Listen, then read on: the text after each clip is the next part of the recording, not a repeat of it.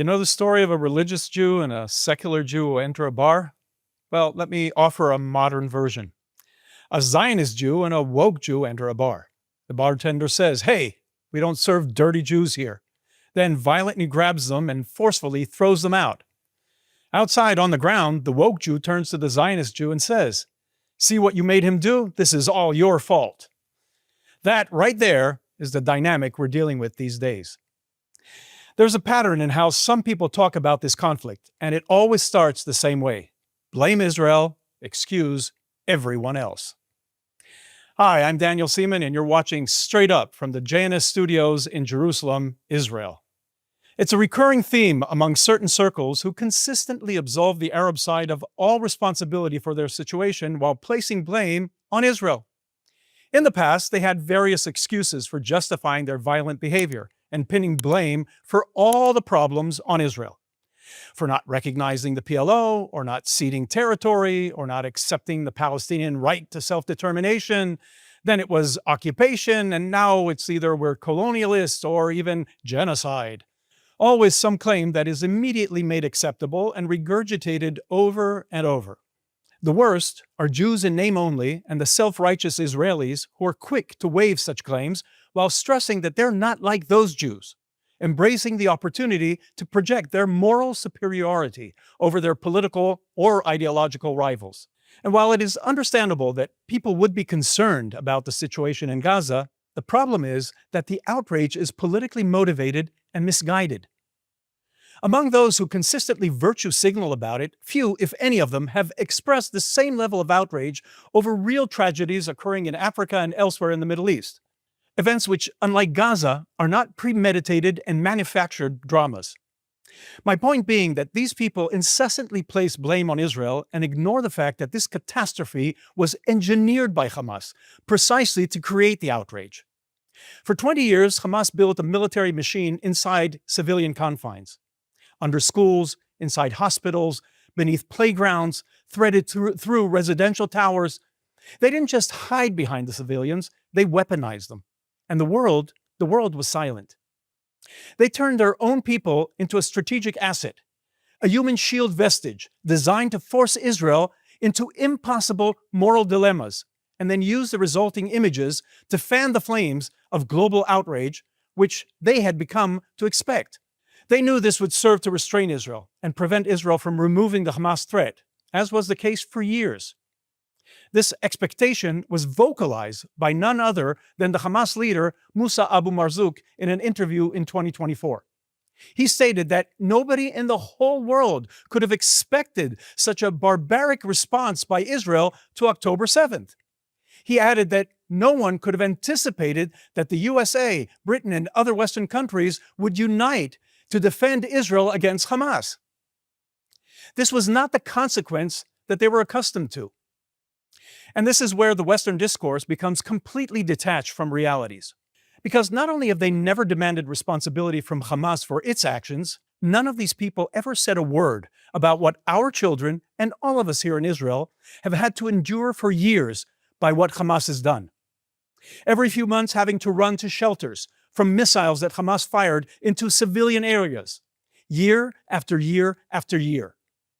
While they spent billions of dollars stolen from international aid in order to build a terrorist infrastructure at the expense of their people, we invested in protecting our civilians, our children. We built shelters, anti-missile batteries, and defensive technologies.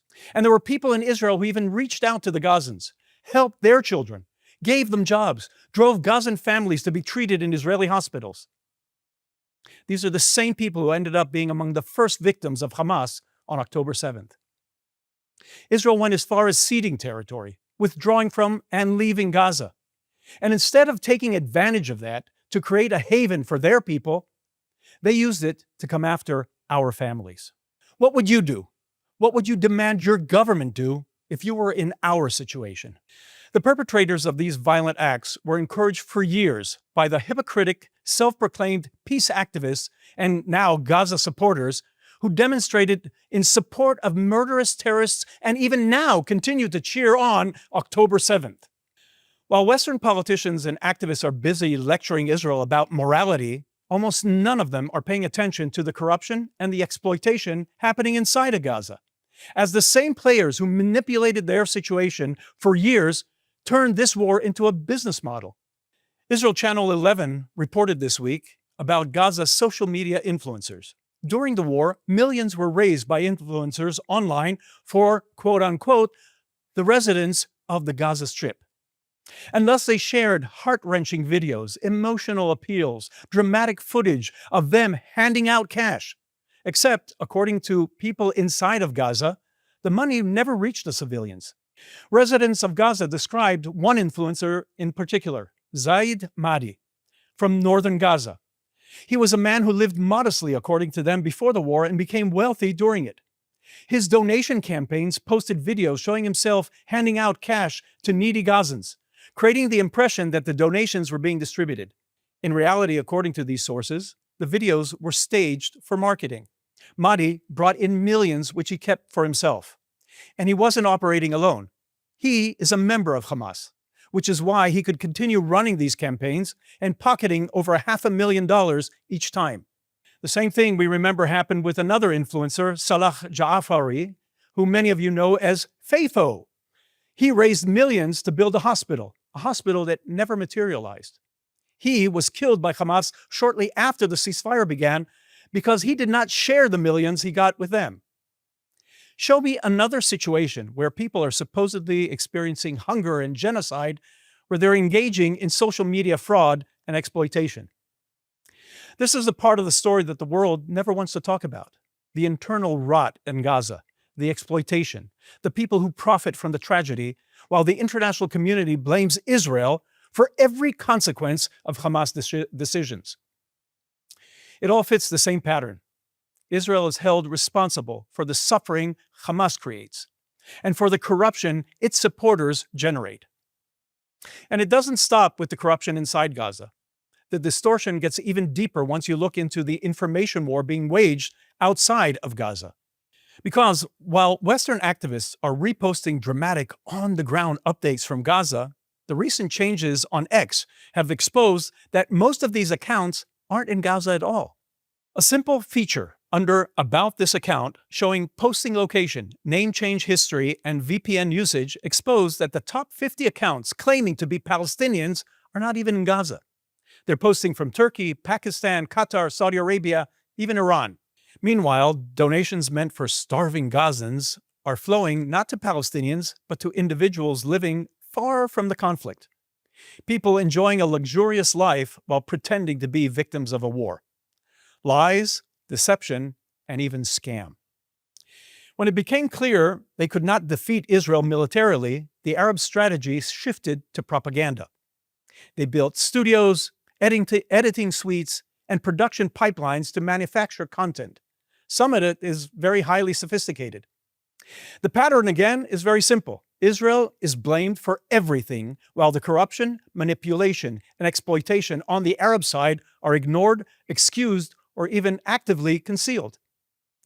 The exploitation of Gaza's situation is not limited to Hamas.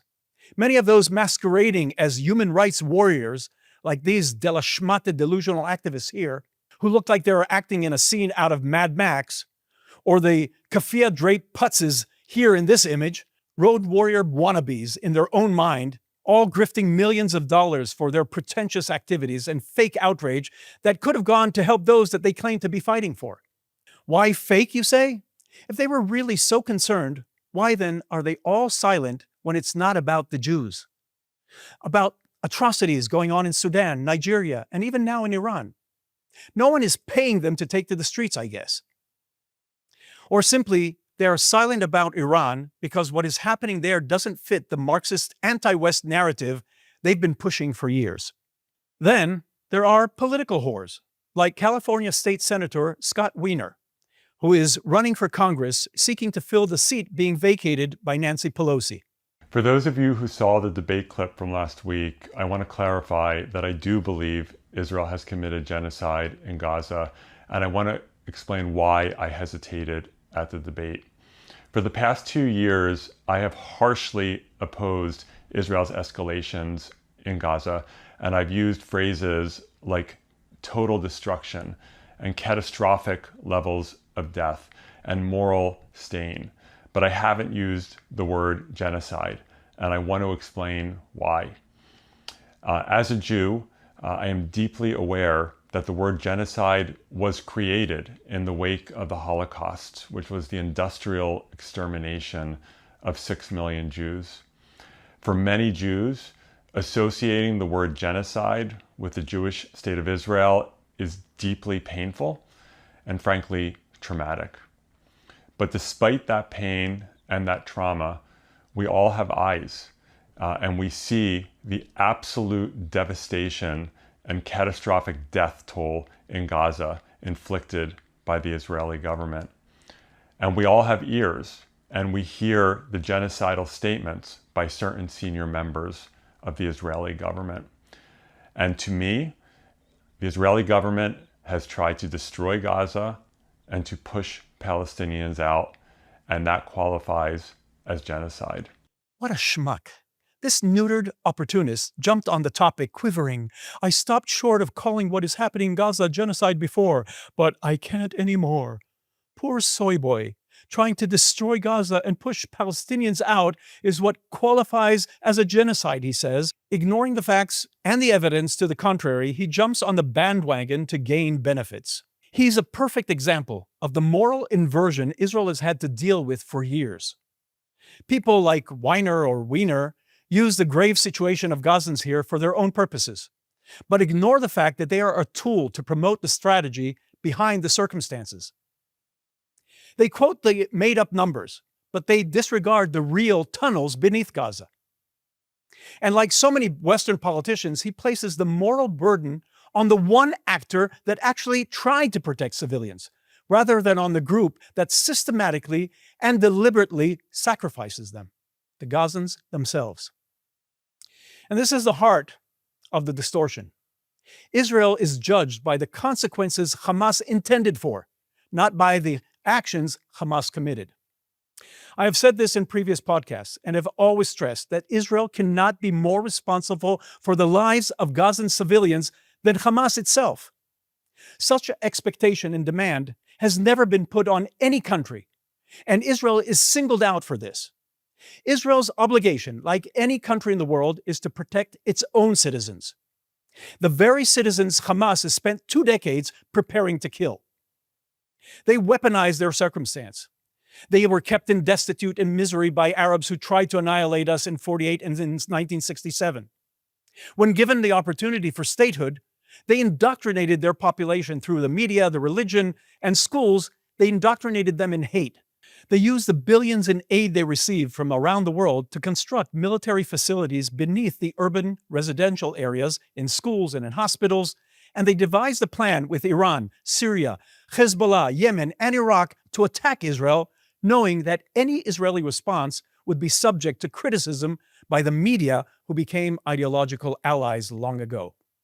And while the world lectures Israel about international law, it ignores the fact that Hamas violates the same law every single day, fighting in civilian clothing, embedding themselves in civilian zones, and turning children into shields. There is international law, and then there is how it is selectively applied when the Jewish state is involved. Weiner's statement, like so many others, is self-serving to project a higher level of moral standing. And people like him reinforce Hamas's strategy, the shift to blame onto Israel while absolving the organization that built its entire doctrine on the death of its civilians. Yes, the situation in Gaza is tragic, but the responsibility lies with Hamas and all those who helped them create the conditions for it. Well, now let's go into some of the news items. The Trump administration is moving on to the next step of its Gaza plan, a shift from halting the conflict to governing and rebuilding the territory, which is phase 2 of the 20-point blueprint. This is all fine. They can lay the groundwork for the next phase. But Israel can't move on from the first ceasefire phase until the body of Ron Gvili is returned to Israel and Hamas is disarmed. This after Hamas, just yesterday, again violated the conditions of the ceasefire, as 6 terrorists emerged from a tunnel near the border with Egypt in Rafah and attacked Israeli troops in the area. All 6 were killed. For those who still don't understand why Israel insists on dismantling every position and every location used by Hamas in Gaza, it's because we know that if we don't, Hamas could get away with doing this. Look at her. Look in her eyes. See the fear, the sense of helplessness. No, she is not Israeli. She is a young Kurdish woman captured by Jolani's allies this week in Syria. Watching this, I was immediately thrown back to the events of October 7th. I'm sure many of you as well. She looks like those Israeli women who were abducted by Hamas. Many rationalized what they did to us then, and as I said, because of Israeli occupation or colonialism or whatever their excuse. What's the excuse here with the Kurdish women? Or for what they have done to the Druze women and the Christian women in Syria? Or to the Yazidi women or the Baha'is throughout the Middle East? It could have been the daughter of any one of us, of any one of you. This is what they do to defenseless minorities in the Middle East. Like they are doing here to defenseless Kurds in this video just out of Syria this week. Where are all the flag-waving kafir warriors now? It has nothing to do with what they accuse Israel of. It has everything to do with Islam and what they are indoctrinated to do. Hamas invaded Israel and did this to our women, and the world remains silent. Gazans keep promising to do it again and again. Just as Lauren Booth does here in this video that was released this week. After October the 7th, this October the 7th, a legendary day in the Ummah's history. Yes, we can say that people are now picking up the Quran because of the steadfastness and sabr of the people of Gaza specifically to find the beauty in the Quran. How many millions will accept Islam because of this? Only Allah knows. We're at a tipping point in history. Don't be downhearted. Be steadfast. Be strong. Carry on the struggle however you can. None of this is new.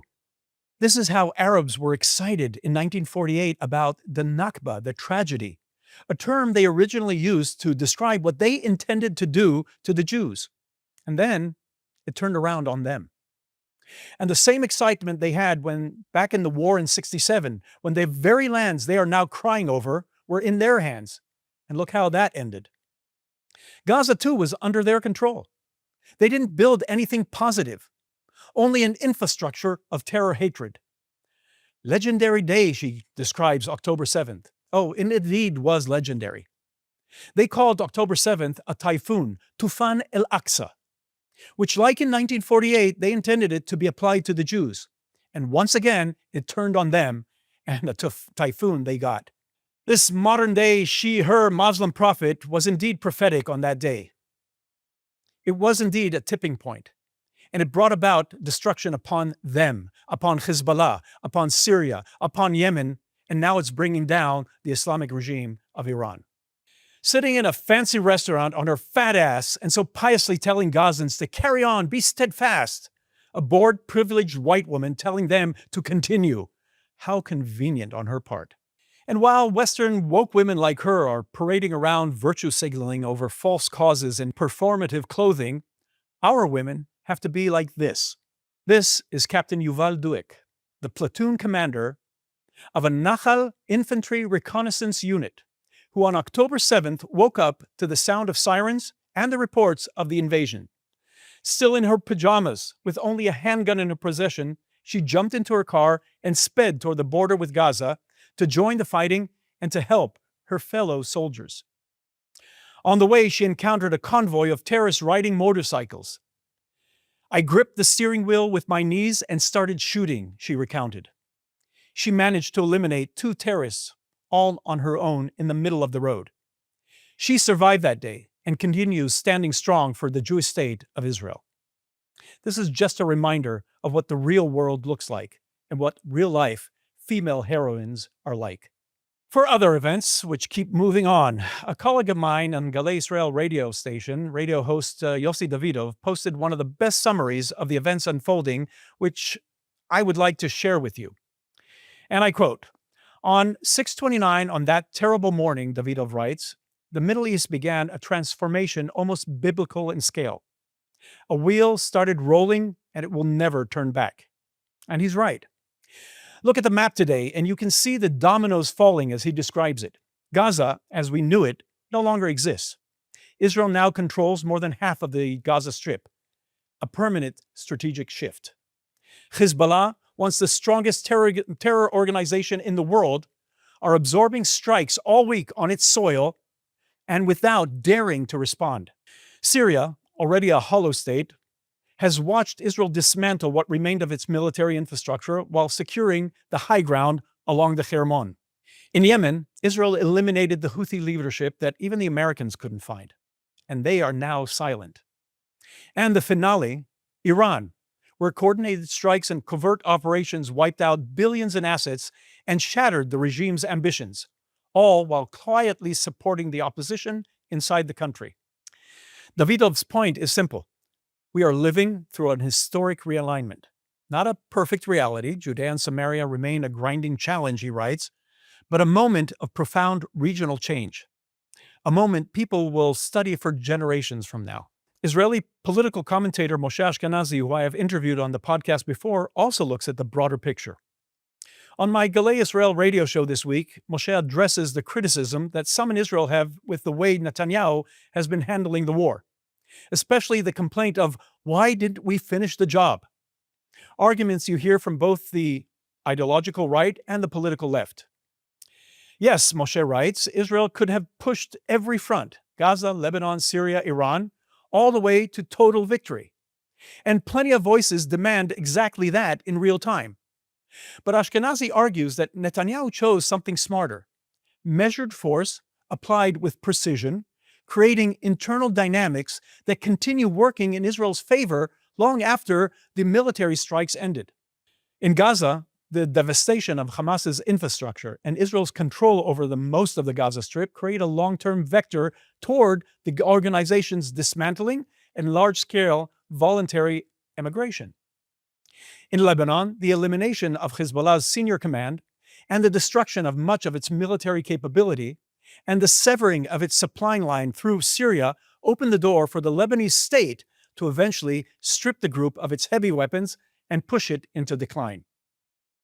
In Syria, the collapse of the Syrian army, air, sea, and land, combined with Israel's control of the Syrian Golan and the Hermon Heights, creates an 80-kilometer buffer zone, a strategic threat to both Syria and Lebanon, and a basis for a new alliance with the Druze and other minorities in that area. And in Iran, the blow to the nuclear and missile programs, along with the humiliation of the regime, already poor and water-starved, fuels internal unrest as we're witnessing and accelerates economic stress. Recent sanctions only deepen the pressure, and Iran moves closer to collapse and regime change, which will alter the whole dynamics in the region and globally. Ashkenazi's argument is that these moves together create strategic advantage for Israel across the board. And more importantly, they set in motion a process of self-collapse among Israel's most dangerous adversaries. The war isn't over, he notes, and some fronts may require another dose of Israeli force, but the trajectory is very clear. Lebanon and Gaza may be next in line for that additional dose. And thanks to the careful management of resources, Israel still has plenty of capacity left.